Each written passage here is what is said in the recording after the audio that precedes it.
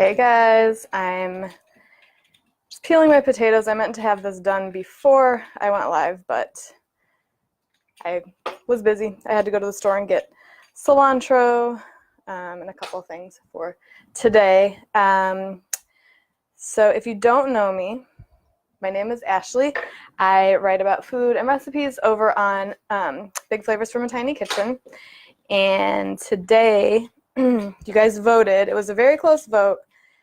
Back for prior to Thanksgiving, I had you vote for Instant Pot mashed potatoes or Instant Pot cranberry sauce, and it was legitimately tied votes between here and Instagram on which one you wanted.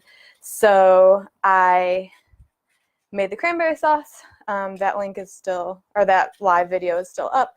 You can watch it here on Facebook. You can watch it on YouTube. I have it embedded in the post. I think, did I embed that one? On my website, bigflavorstinyKitchen.com. And you can find me on social media. Most places, excuse me, most places I'm at Big Flavors, but on Twitter it's Big Flavors Blog. So the only thing I did prior to starting today is about an hour ago, I put a 5 pounds of potatoes. I like the golden, like Yukon Gold type potatoes. I put them in a big bowl of cold water to soak. I'm not sure, but me and my husband feel like it makes peeling them a little easier if you can give them at least 15 minutes in there.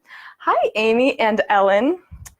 So it's really easy to, they're not like hard to peel. It's just kind of annoying, and usually I outsource this to my husband, but not today. So I used to always use russet potatoes for mashed potatoes, and then I found that they were a little, like, I couldn't get them quite as super creamy as I wanted, and I feel like the buttery Yukon Gold potatoes really work well for this. So I'm making these for a Friendsgiving party that we're going to tomorrow with some friends. So I find that they're a very good candidate for make ahead cooking, because I'm gonna cook them today, as you'll see. While they're sitting there cooking in the Instant Pot, I'm gonna make some guacamole, as you guys voted for. And then once they're done and nice and creamy, I'm gonna let them cool, put them in the fridge, and then tomorrow when I go to my friend's house, I'm gonna put them back in the Instant Pot on keep warm and leave them on the buffet table at her house, so that they're nice and warm when the turkeys are done. And yes, they do usually at least 2 turkeys, 1 baked and 1 deep fried. It's kind of like a contest, who can do it better between my friends Megan and Brian. It's a lot of fun. I see people that I don't get to see too often anymore, because our kids went to preschool together, but my son isn't in their same grade as their kids now, so don't see him as often. Let's see. Only have a few minutes before I leave. Hi, Ellen. I'm so glad you joined, Ellen. And I am looking forward to, I talked to Christine, my friend, I've mentioned her before, who owns Salvage Chic Antiques over in Massachusetts. Apparently, there's a very easy train ride to get down near her. So if I can't plan a whole family visit to come see you guys, I'm going to do that. Little mini getaway would be nice.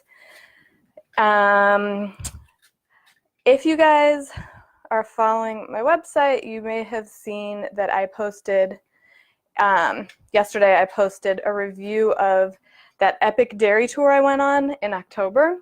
I went up to the Finger Lakes region of New York with the American Dairy Association Northeast, and I went into a cheese cave and I wanted to move in. It was the best.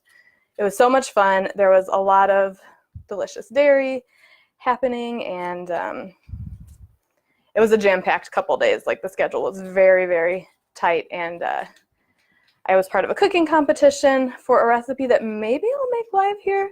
I haven't posted the recipe on my site yet, but maybe I'll make that on one of these lives, and we'll see, because I feel like it's a burrata pizza. It had 3 types of cheese on it, but with pickled grapes and some tarragon. It's really, really delicious. And I was recipe testing it for a couple weeks prior to the competition, and I got a little burnt out on eating it. So I think now that it's been a few weeks, I could go for it again. So if you have a vegetable peeler that's got one of these little loopies on top, you can use it to get, like, if your potatoes have any of these eyes, you just kind of like dig it in like this and twist it around, and then it like pops it right out. For what I'm doing today for the mashed potatoes, I'm leaving my potatoes whole. You can leave them whole when you're cooking them in the Instant Pot, which I think is one of the best time savers, because if you can do this on the stovetop. If you do, I would boil them in the liquid, maybe cut them down into chunks first so they cook a little faster, and just boil them till a knife slides very easily in. Do you pronounce your name Lara or Lara? Or Laura? Lara. I'm not sure. It's funny when you see people, like, you know them online or whatever, but you don't actually know how to say their names. Or if you've ever, like, met somebody in real life that you've known online, like, matching a voice to the name and the face is kind of fun.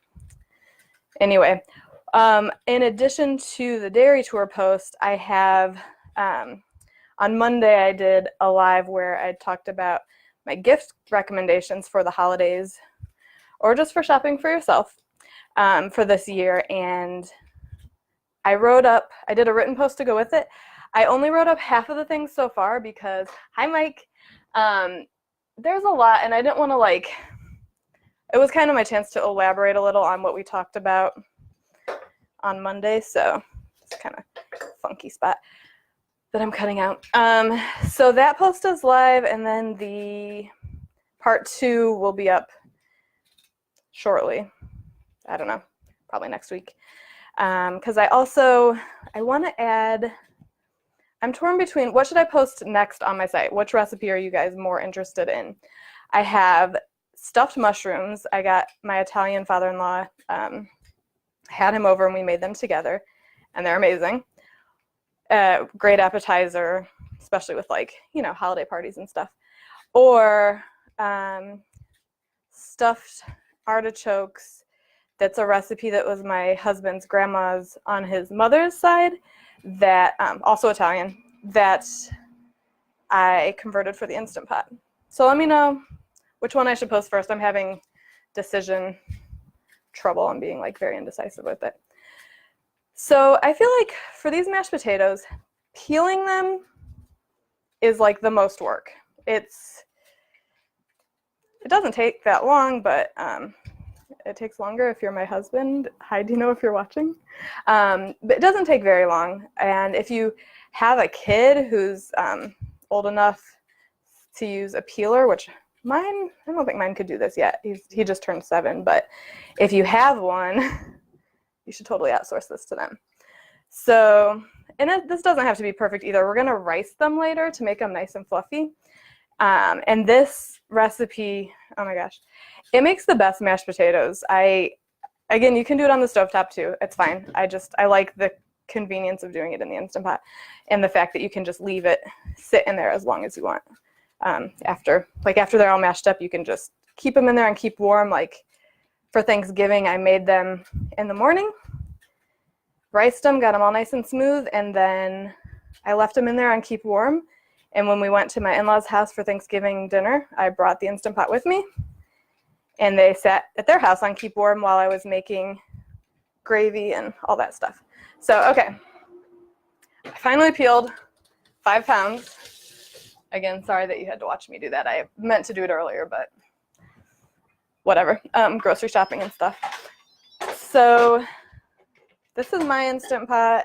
This is also in my gift guide, actually, but this is the 6-quart size, and this fits perfectly 5 pounds of potatoes. So I'm taking the whole potatoes that I peeled, and I'm just going to put them in here. Actually, for you guys today, since it probably will take an extra 3 minutes when they're this one is pretty big, so I'm just going to cut that one in half.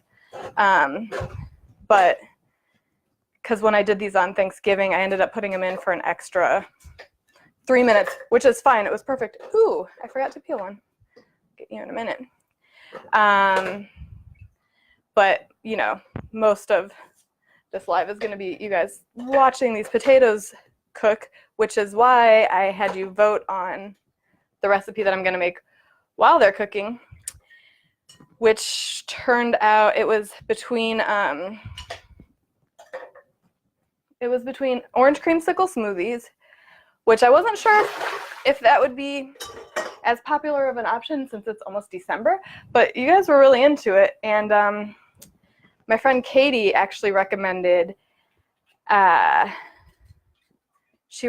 maybe instead of it being a summer thing, could throw a splash of Grand Marnier in there to make it like a cocktail, like a party beverage, which I am all about. So I may do that. I guess if you guys want to chime in for the next live, if you would rather see, which will be next Friday, when is that?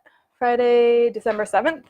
Would you rather see a smoothie with a little booze maybe, or stuffed mushrooms, regardless of whether, I mean, I'll get them posted before the live, but okay, now I have all 5 pounds in there. So this is a very easy recipe, only a few ingredients, but makes the creamiest, fluffiest mashed potatoes. So I'm gonna add chicken, so you can use chicken stock, you can use, I've been using bone broth, you could use vegetable stock if you want to keep it vegetarian. This is not vegan. I mean, you could sub out the dairy for, it's a lot of dairy we're using. I use whole milk, butter, and cream cheese. You could try subbing vegan versions of those. I'm not sure how good it would be. Since it's been like Thanksgiving lately, I've been using bone broth, which has a lot more kind of oomph. I don't know, that's not a very like technical word, but this is a brand that I just recently tried, Bare Bones. They have a bunch of different flavors, and they have one that I tried recently, like you can just heat it up in a mug and sip on it. It was chicken with rosemary and I think lemon. It was really good. So you can use whatever kind of stock you have. You could use water, but it won't be as flavorful. So I'm going to use 1 cup of this turkey bone broth right on top of the potatoes, and then a whole stick of butter. It's 5 pounds of potatoes, so let's not get like too scared about that, but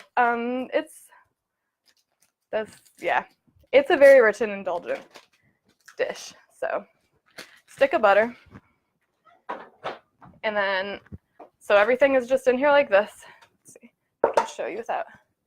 So potatoes, butter, bone broth, and I'm gonna close this for high pressure. So I'm gonna hit manual, make sure it's on. You can hit pressure to adjust from low to high, 12 minutes, and then make sure that the top valve is pushed back to sealing, not venting. So it's going to beep when it's ready to start working, and then it's gonna build up to pressure. Once the pressure is built, then it'll say 12 and it'll start counting down from 12 minutes. And once that's done, it'll beep. We're gonna do the quick release method, which is where you very carefully turn this from sealing to venting, and then like steam bath comes up, and then we'll rice the potatoes and mix in all. The only other things we're mixing in is whole milk, cream cheese, salt, pepper, and some fresh parsley. And it's very easy. This is a ricer. This is what makes them extra fluffy. When the potatoes are cooked, you take them, you put them in here, hold it over a bowl, and carefully, slowly, because if you go like real fast, it'll like shoot everywhere. You push it, and all the potato kind of shoots out of here like those Play-Doh pasta maker kind of things from my childhood. Hi, Catherine. So this is a really good tool to use to make mashed potatoes. You can also, I mean, I don't mind a little lumpier mashed potatoes, so you can put them in a bowl and just smash them with, you could use a fork, you could use a potato masher. I've seen people use these in like stainless steel skillets for like cooking ground meat. I've not tried that. I don't know. I haven't tried that. It seems a little odd to me. But did you say what kind of potatoes? Yes, I'm using Yukon Gold potatoes. So I like, for these, I feel like they get nice and buttery when you use a real buttery potato. You could use russet potatoes, but it won't be quite as creamy. So if you really want that like super like luscious, creamy, insert more adjectives here, potatoes, like go for Yukon Gold. Okay, quick note. On my gift guide on Monday, I forgot to mention one of the very first things that I thought of when I wanted to put together a gift guide, and that's these beautiful tea towels from Erin Hall Studio, and there's a link to it on my page. Also, if you are on my website, bigflavorstinyKitchen.com, it's on there. In Instagram, I have a Linktree profile. It's there. So mine are wrinkly right now because I use them. These are tea towels that are handmade by an artist and textile designer in New York, kind of near Vermont, New York, so not near me. But I found her online and was quickly obsessed. She's got so many different designs. She uses, I think she uses organic flour sacks. Let me read what I wrote to make sure that I don't goof this up. So she makes tea towels, she does aprons, she does all these cool things. So the tea towels are unbleached 100% cotton flour sacks. They're screen printed by hand with her original drawings. She uses environmentally friendly water-based inks. They're really absorbent, they dry fast. They're about 25 by 26 inches, and they're handmade, so when if you order the same pattern as me, it might be slightly different, but that, makes it unique and pretty. So these are just the designs that I bought from her a while back. They're beautiful, and she's got these really great bundles on her site. Oh, and she has a promo right now. The code is in my post, but if you're curious, if you go through December 1st, which is tomorrow, if you buy something from her and you enter early bird free ship, all caps, you get free shipping for the holidays. So she's got bundles. I love this one too. You'll be seeing these. You've seen some of them on my site with my food props, food styling stuff. And when you wash them, they get softer. I haven't washed mine yet because I just haven't. But because I use them mostly like in the background of things. But I'm going to try it because she says they get softer every time you wash them. She's got bundles, like you can get tea towels with aprons. She's got these beautiful sustainably sourced wooden spoons with a matching little leather loop that coordinates with the color of whatever towels you're getting. Hi, Andrea. How are you? She's got a lot of really great stuff. I think they'd be great stocking stuffers. She's got another bundle that's like an apron that's screen printed. This is not one of her aprons. This is my ridiculous Halloween obsession. But she has like aprons with coordinating tea towels, and she does cloth napkins. She does zippered pouch zipper bags. So much cool stuff. And she does also like apparel. She has scarves. She has tote bags. Very, very cool stuff. I highly recommend. I think it's a really unique gift, and I'd be thrilled to get one. But I just ordered my own. So anyway, this is not yet up to pressure. So while it's working, we're going to make guacamole. Do you have a preferred brand for the ricer? My brother-in-law hates lumpy potatoes, and my sister would love to have a way to make them super smooth. I put one in my Amazon shop. If you go on amazon.com/shop/bigflavors, it's not this one because this is from my Italian grandmother-in-law. I'm guaranteeing older than me. I like this one because it's got not only the holes on the bottom, it's got some around the sides too. And it's got a flat, heavy plate that goes down on it. I put a similar-ish one in my Amazon shop for you guys, but I'm not sure of like currently a brand that I would recommend. If anybody has one that you love, if you want to drop a comment in there to recommend, that would be great. But yeah, that definitely is like key for making good mashed potatoes. And if you're on Amazon and you're looking at them, a tip from my husband, there's a website called FakeSpot. So you go on FakeSpot, I think .com, and you paste in the Amazon URL, because sometimes people put fake reviews on products, like people either who know the seller or are hired by the seller to put on positive reviews. So you paste the link into FakeSpot, and it'll analyze all the comments and it'll like let you know if it's a trustworthy review or not. So I try to do that before I make any bigger purchases from Amazon. Not that these shouldn't cost that much. Stalk an Italian grandma until she gives me her ricer. Got it. Yeah, I mean, that's the way to go. If you come to my house and you try to steal my ricer, we're going to have problems, though. So, moving on to guacamole. You don't have to use a mortar and pestle. And FYI, this bowl portion is the mortar, and I just wiped it clean because we store it under our sink, but I don't know if you can tell. It's a little rougher in here. This one is, I think, granite or marble. It's a little rough in here, so when you put stuff like garlic in there and you use the pestle to crush it, which is also, this is also rough on this part, it'll turn it into a paste much easier. You kind of like smash it a little bit and then roll it around. And if you've ever been to one of those Mexican restaurants where they have somebody come tableside and make a big like custom how spicy you want it guacamole, hi Sandy, they use what's called, and I'm going to try to pronounce this, I only took 3 years of Spanish, so molcajete, which is a large stone mortar and pestle used in traditional Mexican cooking. So that one's like usually bigger. Sometimes they look like little animals, and they bring it in. The difference I would say with what they do versus what I'm going to do is they'll add jalapenos if you want it spicy. I don't know. I don't mind jalapenos in my guacamole. I just don't really care for them, and my son likes it better like this. So I think it's got enough flavor without, personally.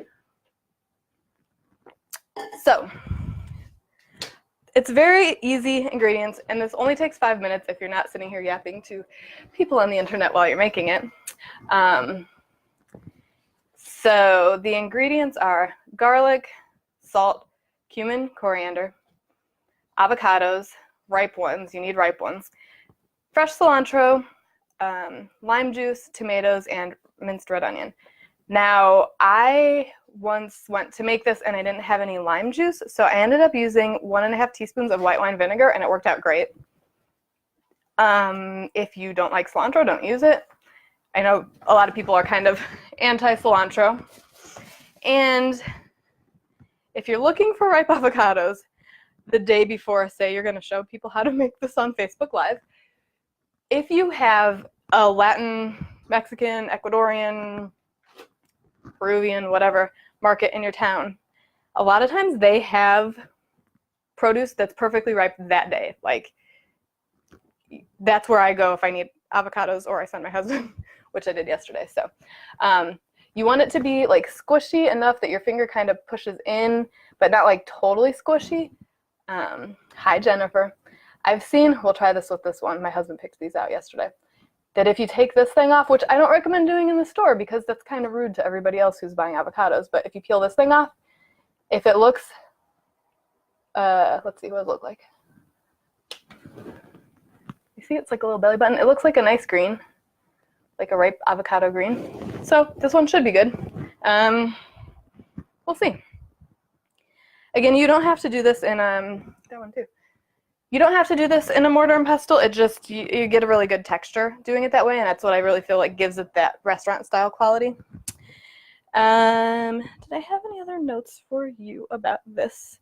You don't have to use onion if you don't like it. Any of these things, really, you can add what you do and don't like spice-wise.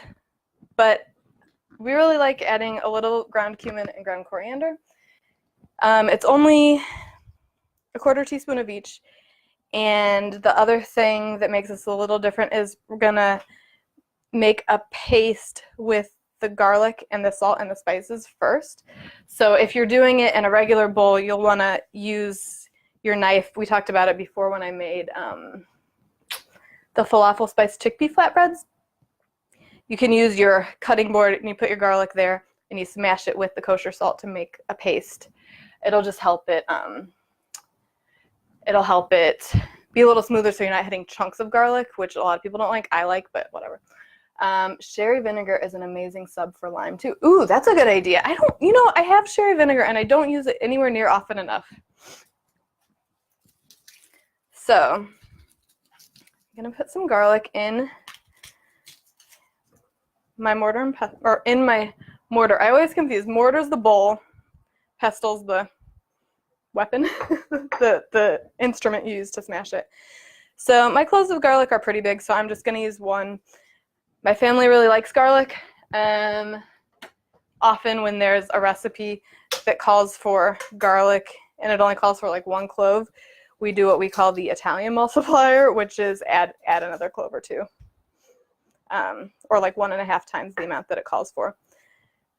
So, but this, I think this clove's pretty plump. So I'm just gonna kind of roughly chop it into like 4 pieces just to give it a little head start. Right into the base of here. Let's see if anybody else said. Cradle the avocado in your hand and it should yield gently to pressure when ripe. The stem check will get you close. Gentle pressure. Yeah, so let's cradle our avocados. Just love them and say, please make good guacamole, and they will. But that's a good tip, and Mike knows his way around some guacamole, I'm sure. All right, 1/2 teaspoon of kosher salt. You want the coarse kind of salt. You don't want that iodized table salt, because the coarseness of this is what's going to help act as an abrasive to turn that into a paste.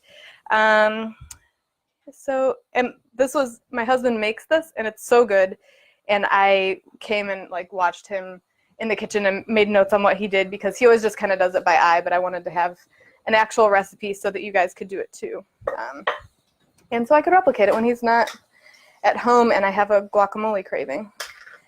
So 1 garlic clove, 1/2 teaspoon of salt. We're going to do 1/4 teaspoon each of cumin and coriander. Not seeds, you want ground. So this one is the coriander. And I know I showed you guys before, but on another live, but I'm going to show you again, just since we have time while the potatoes are steaming. These are what coriander seeds look like. And I spilled them all over my laptop. That's awesome. My kitchen will smell good though. But this is used in a lot of like Indian cooking and Mexican cooking. So those are coriander seeds. And another spice that's used in a lot of Mexican and also Indian, Middle Eastern cooking is cumin. So it looks similar. The coriander is a little more like kind of gray. The cumin's a little more of a warm color. And cumin seeds look very different from coriander seeds. They kind of look like, they almost look like caraway seeds, which I'm not a super big fan of, but they're like little kind of long pieces in your hand. This guy, yeah, I know. I'm spilling spices all over my laptop today. My goodness. So cumin, coriander, salt. All right. Now we're just gonna smash it into a paste. I haven't used my Air and Hall towels for like hand drying and stuff yet. I just can't bring myself to do it. They're so pretty. I know it's fine too, but here's what that looks like. It's just the garlic, salt, and the 2 spices in here. And I just kind of start by like pressing it a little bit to break up the garlic, and you can already see the garlic that was just in 4 pieces that I chopped up is now already starting to smash. So you just kind of hit it a few times and then rub it around to make it into a paste. I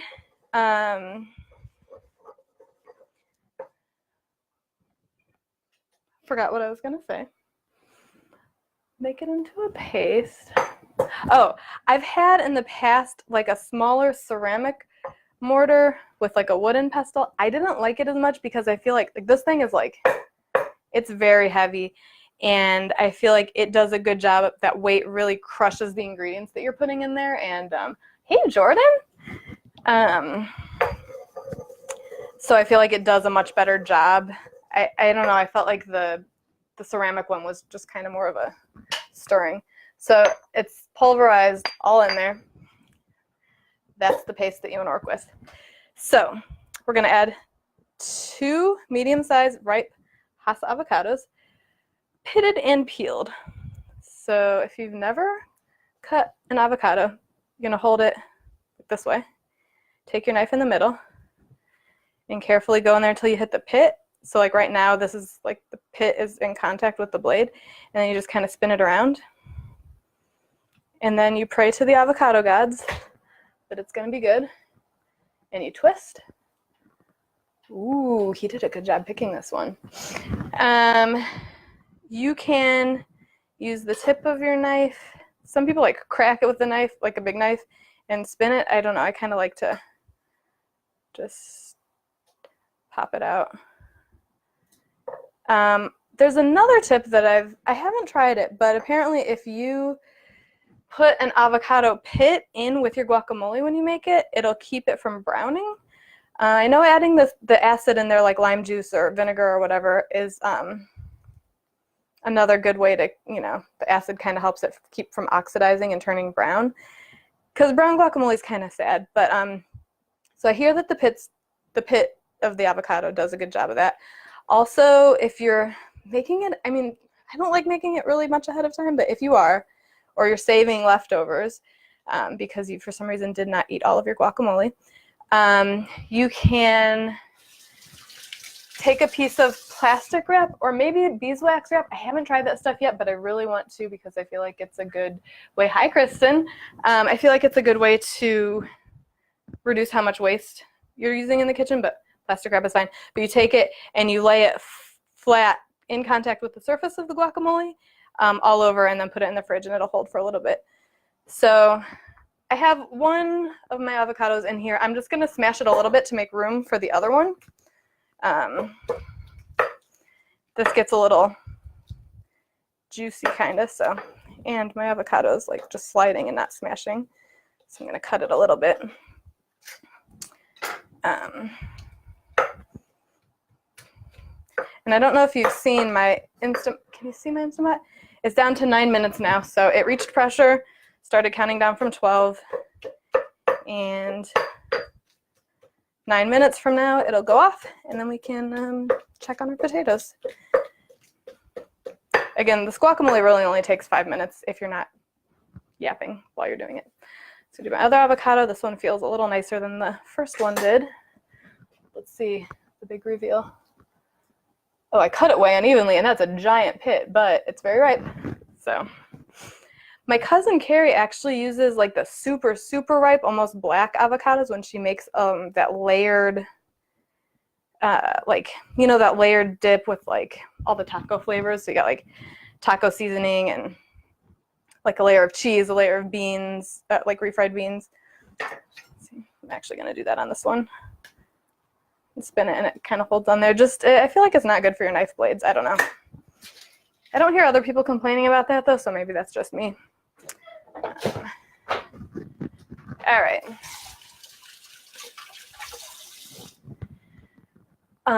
One of my friends made, like, instead of avocado toast, she made guacamole toast with store-bought guacamole, and I think she put like roasted sweet potatoes on top of it or something. It sounded really good.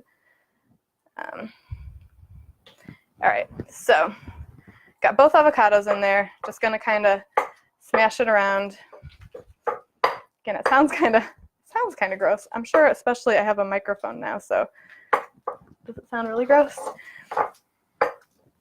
All right, you can get it as smooth or as chunky as you want it. I don't mind mine a little bit chunky, so this is what mine looks like right now.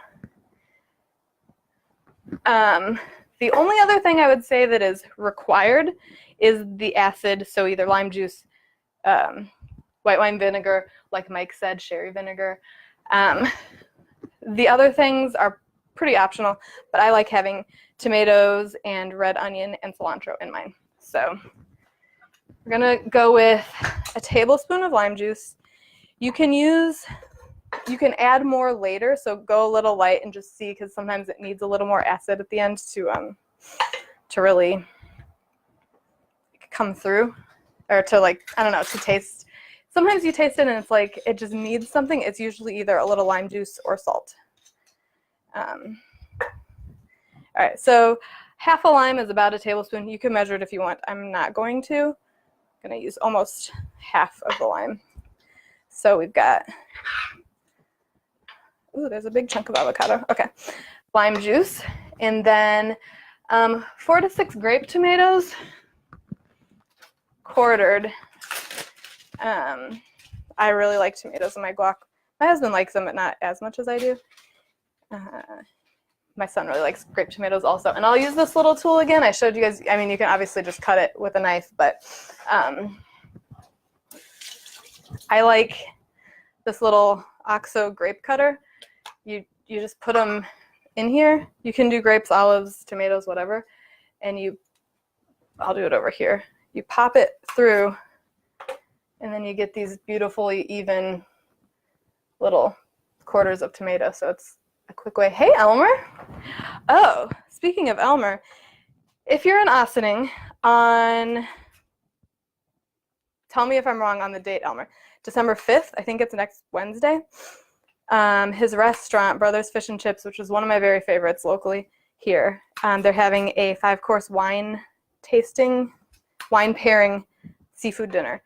His food is incredible. He's like a magician. I don't even know. It's ridiculously good. I've gushed about them before, but really, if you are in the area and you enjoy dining out, I highly recommend it. It's I think $75 per person, and it's guaranteed to be a delicious meal. And they have people teach you about the different wines and talk about the flavor profiles, because I enjoy wine, but I'm by no means an expert on wine, or I like it. I know when I don't like a wine, but yeah, so I highly recommend, if you're in the area and you want to have a good meal that someone else cooks for you, come check that out. I will be there as long as I can get a babysitter. So I'm just cutting up, like, how much do I do? 2 tablespoons minced red onion. So it's about 1/4 of a small red onion. So I'm just going to kind of cut this up real small. If you want to add the red onion, but you don't want that, like, kind of sharpness, you know how it can have like a little bit of a bite, you can, sorry, the inside of this onion is like very tough. You can soak it in cold water for a few minutes, and that'll, like 10 minutes, even like throw an ice cube in with it, and that'll remove a little bit of the potency from it. You could also use shallots because they're a little bit more mild. You could also throw red onions all over the floor of your kitchen. That's always good. And again, if you could use less, you don't have to use it at all. You could use green onions. I think before I've used like onion, like those onion granules, like the little freeze-dried onion. That's been good. So I'm just going to add this right into here. And let's see. What else? Cilantro. And then that's it. And then I'll taste it. So I like to use about 1/4 cup of fresh cilantro. This is the reason I had to go to the store this morning and didn't end up peeling my potatoes before I got to you guys. Sorry, I'm just grabbing an unpaper towel. So some fresh cilantro. I'm just going to rinse it off pretty well, because my store's cilantro today was very, very, very gritty with like dirt, it grows in dirt, so it's fine. But you don't want that in your guacamole. So I just use this to kind of pat it dry. And since I'm chopping this up, I don't care if it's still fluffy. If I was doing something more dainty, I would not crunch it, but just want to get all the ickiness off. Okay, so take this and just finely chop some cilantro. If you want a fresh herb but you don't like cilantro, you could totally use parsley. Again, I think green onions are kind of a fine line between, I know they're a root vegetable, but I feel like they're kind of herby because they have that green, fresh kind of feeling. So you could maybe use that, or chives would be good. And again, I have other variations on guacamole on my website. I made one that was a toasted spice guacamole, so I took whole spices like I was showing you before, the cumin and the coriander, and I don't remember what else, and I toasted them in a dry skillet before I ground them in a spice grinder, which if you want to grind your own spices, it's really useful if you're cooking Indian cuisine, or if you want to make fresh spice blends. Make sure you just can use a coffee grinder. Like I have, let's see, oh, I can't reach mine. You know, the little blade grinder, they're pretty inexpensive. Get one that you just use for spices, because if you use it for cumin seeds and then you make coffee, your coffee's going to taste like cumin. So there's my guacamole. Again, you can make it smoother if you like. You could leave it lumpier if you like. I'm going to taste it because I love guacamole and I'm just curious.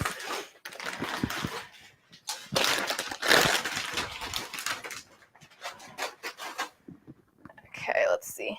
And this way you'll know. Also, if you're using salted chips, you might not need as much salt in your guacamole. But just, all right, I hope this isn't obnoxiously loud with my microphone, but. Oh my god. So it's very good. And our potatoes are done. Oh man. It's really good. The cumin is like, it really makes it kind of different. All right, so guacamole is done, guys. I'm gonna try to clean this up just a little bit before I unleash the steam on my Instant Pot. And then I'm gonna rinse out this bowl that I had the potatoes in. All that was in here before was the potatoes, so it's not like there was anything else in there. We're gonna rice the potatoes straight into this bowl, and then I'll put them back in the Instant Pot to, well, I guess I don't have to today since I'm gonna let them cool and refrigerate them overnight, but normally you would put them back in the Instant Pot, mash them up, or after they're riced, stir in the other ingredients, and then you can leave it there and keep warm. But, so today I think I will just do them into the bowl. All right. I have this in a different spot than I usually do. I usually like hang a towel to kind of catch some of the steam from going in my cabinets, but very carefully, you're gonna move the nozzle from sealing to venting. And it just like releases all the pressure. This is called quick release when you're talking about the Instant Pot. And you can see now, it had said 12 before. It counted down the cooking time, and now it says L001, which means it's been sitting on the keep warm function, which you can see the light, the off button, or the cancel button is also the keep warm button. Once it's done cooking, it automatically switches to that, and then it'll count up. So if I left this here, like if I was busy upstairs, this would just keep counting, so it just turned to 2. It'll just keep counting up. I don't know necessarily why you would need to know how long it's been on that, unless you're doing a natural release and you want to see how long it took for the button to drop. That would be a good indicator. Like I think when I did the cranberry sauce last week with you guys, or the week before, I think it took like 13 minutes. So I guess it's kind of interesting information. I'm gonna save my cilantro that I cut. I try not to waste stuff if I don't absolutely have to. It's tricky. I used to not like leftovers. I've changed very much. I used to not eat seafood, and now I'm telling people to go to a seafood pairing meal that involves octopus. Like, oh my gosh, if you think you don't like octopus, you have to give it a try from either Brothers or his brother, Elmer's brother, Kevin, owns risotto restaurant in Thornwood, and they do octopus there also. It is like so tender and delicious, and I've had conversations with them about how they get it to be so good. So the pressure is almost released. As soon as the button drops, I can open it up. Ooh, I think I heard it drop. Okay, so then you just open the lid. I usually let the water drip. And how I knew that the pressure was released is this little button up here dropped down, it recessed, because when the pressure is up, it's like that, it's flush with the top here. So, all right, I'm going to get a spoon and just test. I'm going to make sure that the potatoes are cooked. They should be. So you can just kind of take a knife and put it in there, and if it goes in easily, comes out easily, then it's good. And like I said, normally I would leave them all totally whole, just since today I don't want to keep you extra in case they needed a few extra minutes. I cut the really large ones in half. So put the potato in your ricer, and again, go kind of slow, but you can see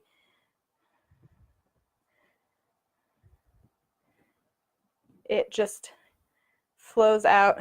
I'll bring this a little closer just so you can see it and then you can add another one, and it gives it this like ricey texture, which is I guess why they call it a ricer. Let me see if you guys had any questions. Don't see any. I think most of the comments were on the guacamole. Again, this is a super easy recipe. It would be great if you do like for Christmas dinner or Hanukkah. If you do, this would be a good way to make really smooth mashed potatoes for croquettes. If you've never had those, I hadn't had them before I moved to New York. It's like mashed potatoes coated in breadcrumbs and then deep fried till crispy. So it has the texture almost of like a mozzarella stick, where it's super crispy on the outside and then just melts in your mouth inside. My son doesn't like mashed potatoes. I don't know, still trying to cope with that, but I told him one day he might like them and he doesn't believe me.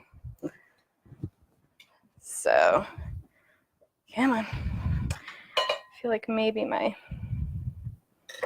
put a little too much in that time.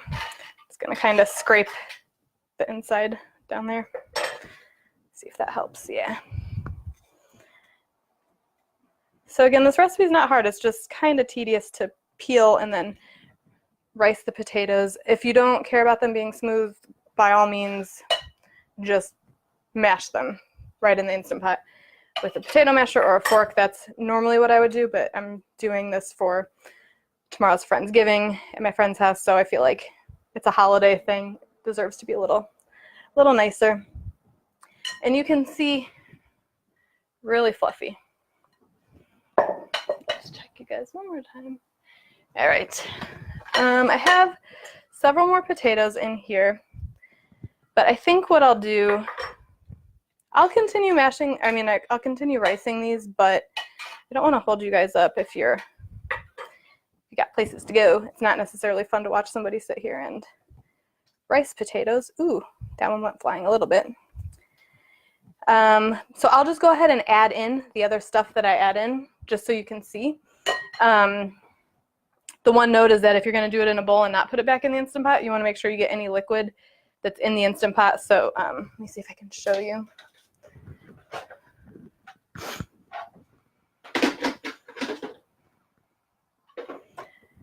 Right now, in addition to potatoes, it's got that stick of butter and the bone broth.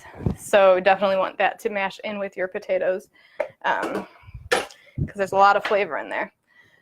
So I'm going to sidebar the ricing while I add the other stuff. So I'm going to add in, that's the guacamole recipe. Oh, if you make any of my recipes, please tag me on social media at Big Flavors, on Twitter at Big Flavors Blog, and then do hashtag Cook Big Flavors. I would love to see them. I will share them in my Instagram timeline. A bunch of you made cheese boards after the holidays. It was great. Like seeing you guys have fun with things that I inspired you to make just made me so very happy. All right, we're gonna add 1.5 cups of whole milk.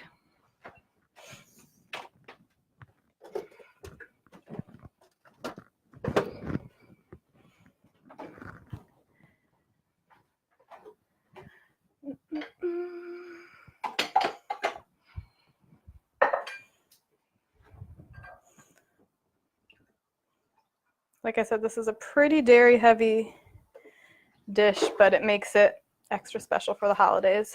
So it's 1 cup and then a half.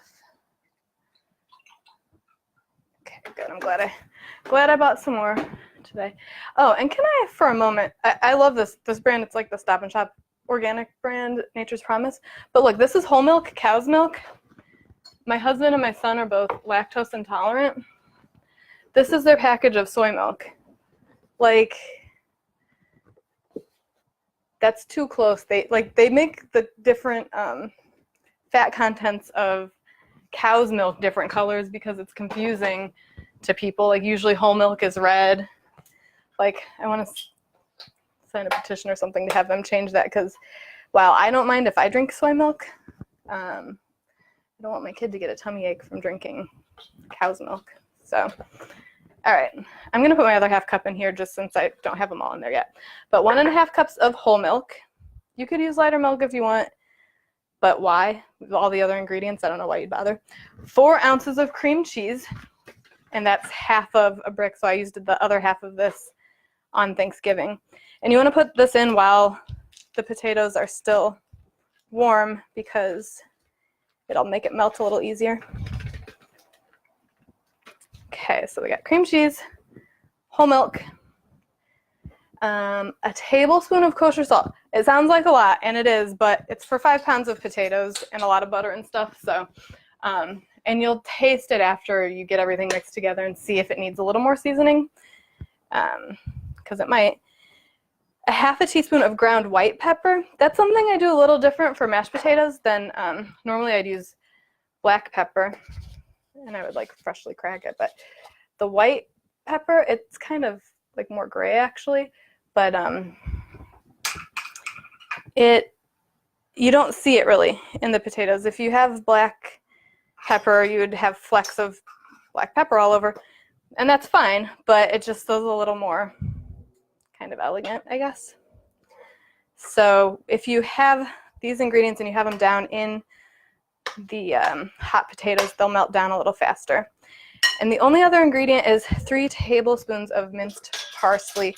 I usually save just a tiny bit to sprinkle on top also, like as a garnish. Like on Thanksgiving, and this, by the way, this is the parsley that my husband, it was in the cilantro bin at the store yesterday when I sent him for avocados. So yeah, always, even if it's in the bin, I always look at the shape of the leaves, and if you need to, you can either rub or like rip one of the leaves and smell it to see if it's parsley or cilantro. So on Thanksgiving this year, like I said, I brought my Instant Pot over to my in-laws' house, and I just like kind of smoothed the top of the potatoes in the Instant Pot to like a little swirly pattern kind of, and then I sprinkled a little extra parsley over the top at the end, and it looked really nice. So I'll put that in there. That's all. The texture of this isn't right yet because I have more potatoes to rice, but just in case you guys wanted to see how much they melt down. I'm going to keep ricing. If you have any questions or requests for future Facebook Lives, put them in the comments. Like I said, I'm going to put up a vote, I think, for either the orange creamsicle smoothie with boozy option or stuffed mushrooms for next Friday. Or did I say that, or artichokes? Oh no, I was asking you which one you wanted me to post first on my site. They're both so good. They'll both go up eventually. It's just I have more content that's like ready to be written up, that's photographed and whatever, then I have time to actually do it. And my son's not old enough to be an intern yet. I can't outsource my photo editing to him or anything yet. So I think what's making this a little easier, some of the bigger potatoes, I'm just slicing them in half with my spoon before I put them in here. It's making them rice a little bit easier. Just checking with you guys.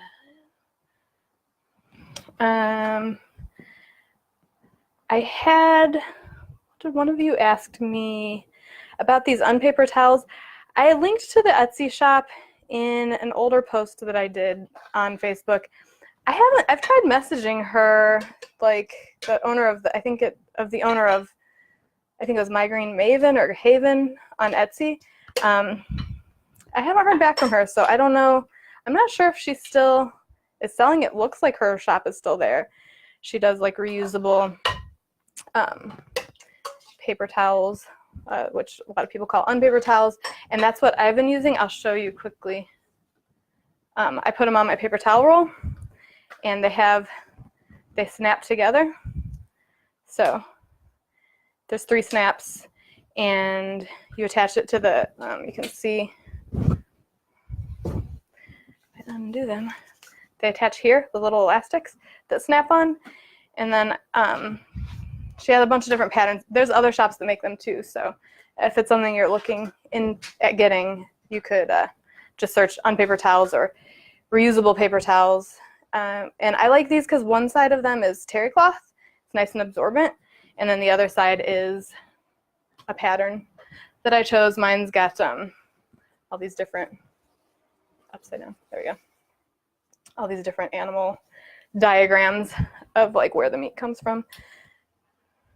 So just a couple more pieces here. This is why I guess cooking shows, they decided to pre-do a lot of the work so you don't have to sit there and watch people do kind of tedious tasks, but I don't mind. If you don't mind, and you can fast forward. But if I do one like this, where I have a lot of random bits of time, I'll try to do stuff like today with the guacamole, or I know a couple weeks ago I did like Thanksgiving Q&A. I guess that would be similar for like Christmas or Hanukkah, Kwanzaa, whatever dinners, non-holiday specific fancy dinners, if you have questions on like tips for preparing for them or anything like that. Okay, I got 2 more pieces. Looks so fluffy. Kind of bummed that we're not going to eat these till tomorrow, but I didn't have any deep fried turkey yet this year, so, and we just finished our Thanksgiving leftovers yesterday. We didn't do anything crazy with them.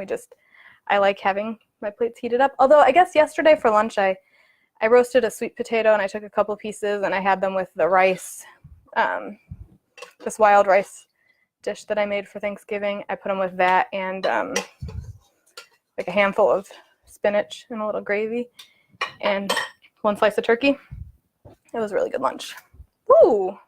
Did you see that? Last one, it's like getting feisty over here. All right, there's the end of the potatoes. And then you can just kind of scrape that. And then I'm going to do it in this bowl so you can see it a little better. I have something in the way. What's in the way of this? And I'm going to pop my milk back in the fridge. I don't know if you've ever had milk that's gone bad. It makes you extra cautious with milk. So I'm going to pour, you could do this right in the Instant Pot, but I'm going to pour this liquid. It's the bone broth and that stick of butter.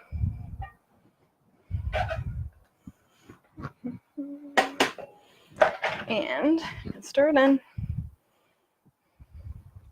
You can see, this will let you see like some of them are still like the rice shape, and then it's starting to get nice and smooth. So I'm just stirring this together.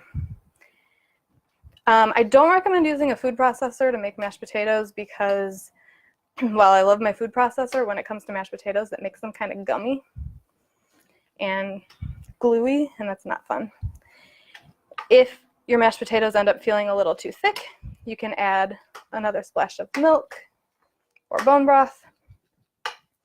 You can't really do anything, well, if they're too thin, I don't know, I guess if you have like powdered instant mashed potatoes in your house, you could sprinkle a little of that in there, if like as a last resort. I don't really keep those in my house, but all right. So here, excuse me, here it is. You can see like how super smooth they are. And then the only other thing other than having a really good gravy, oh, I didn't save some. Cut up a little bit more because it looks pretty, is just a little bit more minced parsley on top. And I'll let you know how these go over at our friend's party tomorrow. And as always, I will update my Amazon shop to have links to the stuff that we talked about, if there are things that I don't already have in there. There you go. That's the Instant Pot mashed potatoes. They're super easy. As always, if you have any questions, let me know. Hi, Amy. And another Amy. 2 Amy's. Yeah, so I hope you guys all have a wonderful weekend, and I will see you soon. Bye.